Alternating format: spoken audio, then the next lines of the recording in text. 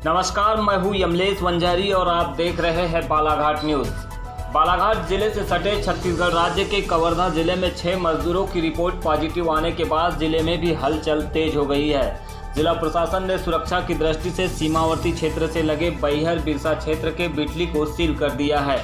यहां पर किसी भी बाहरी व्यक्ति को प्रवेश देने और गांव से बाहर न जाने के निर्देश है। गौरतलब है कि बिरसा के मानेगांव बिटली से सटे छत्तीसगढ़ के ग्राम चमारी के 3 लोगों की रिपोर्ट पॉजिटिव आई है। इसी तरह सुतिया, चोरबेहरा, टीतरी, रेंगाखार के 3 लोगों की भी रिपोर्ट पॉजिटिव आई है, जिससे बालाघाट में भी संक्रमण की संभावनाओं को लेकर जिला कलेक्टर दीपक आर्य और पुलिस अधीक्षक ने आज बिटली पहुंचकर गांव को पूरी तरह सील करा दिया है। बताया जा रहा है कि जिन मजदूरों की रिपोर्ट कोरोना पॉजिटिव आई है उनके बालाघाट से होकर जाने की भी संभावना है। इसी को लेकर उनके संपर्क में आने वाले लोगों की भी जानकारी जुटाई जा रही है।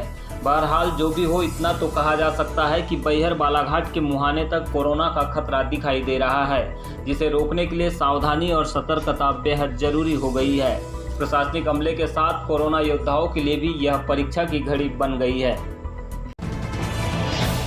लॉकडाउन 2 खत्म होने के बाद लॉकडाउन 3 में प्रशासन ने आमजन को मामूली राहत दी है, जिसके तहत रोजमर्रा और आवश्यक वस्तुओं की पूर्ति के लिए प्रशासन ने एकल दुकानों को सुबह 9 बजे से शाम 6 बजे तक खोलने की अनुमति दे दी है। 4 मई को बालाघाट शहर में बाजार की अधिकांश दुकानें खुली रही, लेकिन कड़ी धूप के चलते लोग बाजार में पहुंचे ही नहीं। शाम होते ही थोड़ी चहल पहल जरूर दिखाई दी, लेकिन प्रशासन ने शहर में पेट्रोलिंग करते हुए 6 बजे के बाद सभी दुकानों को बंद करा दिया, जिससे पूरे शहर में भागम भाग की स्थिति दिखाई दी। हालांकि प्रशासन ने यह साफ कर दिया है कि ग्रीन जोन वाले बालाघाट में रोजाना 9 बजे से ही दुकानें खुलेगी और शाम 6 बजे तक बंद हो जाएगी। इसके बाद यदि किसी ने भी दुकान खोला तो कार्रवाई होगी। कलेक्टर दीपक आर्य ने लगातार दूसरे शहरों से आ रहे लोगों से कोरोना संक्रमण की आशंकाओं को देखते हुए लॉकडाउन 3 में भी 17 मई तक धारा 144 लागू रहने की बात कही है। हालांकि इस दौरान कुछ आवश्यक सेवाओं को देखते हुए उनमें हल्की राहत दी गई है। साथ ही कुछ प्रतिबंध पहले की तरह यथावत रखे गए हैं। बालाघाट जिले में फिलहाल कोई भी कोरोना संक्रमित नहीं है। यदि सोशल मीडिया के माध्यम से कोई भी व्यक्ति भ्रामक खबर फैलाता है तो उसके विरुद्ध कार्रवाई की जाएगी। लॉकडाउन रहेगा। नगर में धारा 144 अभी भी लागू है, उसका उल्लंघन किए जाने पर वैधानिक कार्रवाई की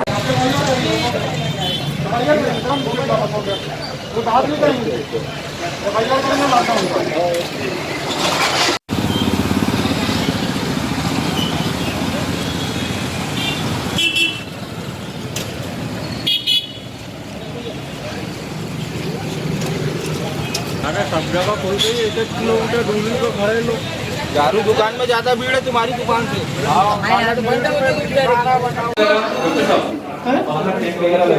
अच्छा, नहीं मैं कर रहा हूँ, मैं बता देता हूँ। ठीक है, 7 बजे की बात है। मैं अभी थोड़ी देर पहले 5 मिनट पहले बोला हूँ लोग।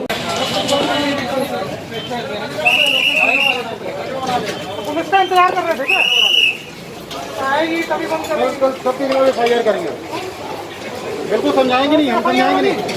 आप लोगों ने तय किया है, ये आपकी जिम्मेदारी है, हम समझाएंगे नहीं।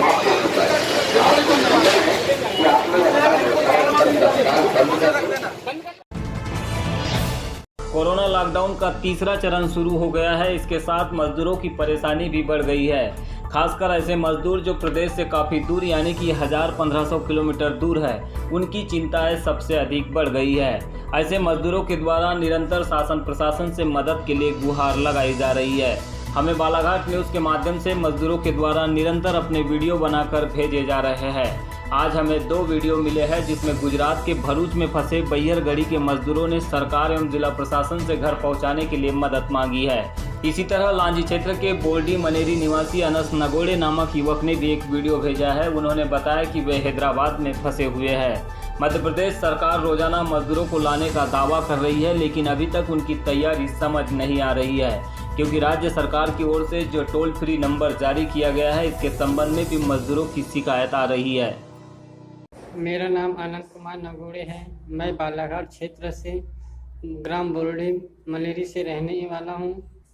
मैं भी हैदराबाद में फंसा हुआ हूँ, इसलिए बस का इंतज़ाम करने का कोशिश करें। धन्यवाद। जरा बोल लेते। ग्राम पंचायत कोयली खापा का हूँ मैं, झल्ली टोला का रहने वाला हूँ मैं। पोस्ट कुकर्रा, थाना गढ़ी, तहसील बहर, जिला बालाघाट। हमको जाने के लिए सुविधा चाहिए। यहाँ सभी लोग परेशान हैं, यहाँ जाने के लिए तड़प रहे हैं।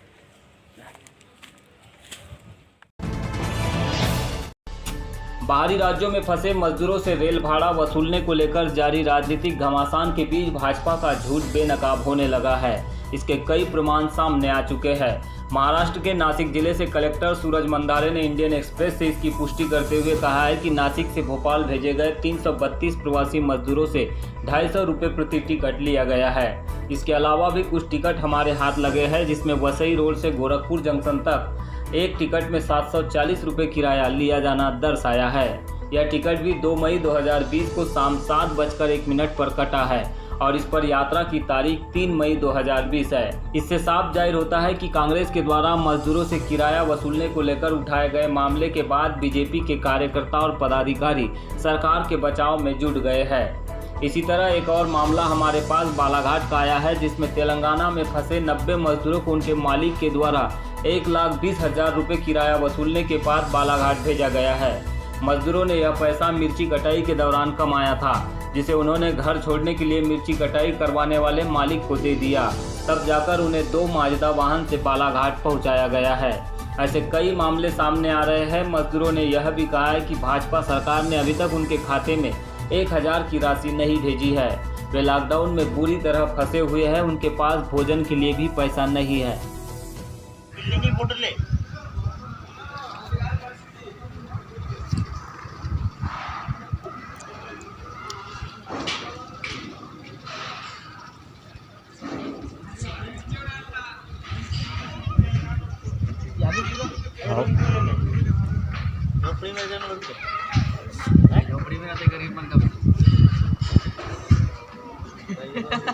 आपके भी ले लें।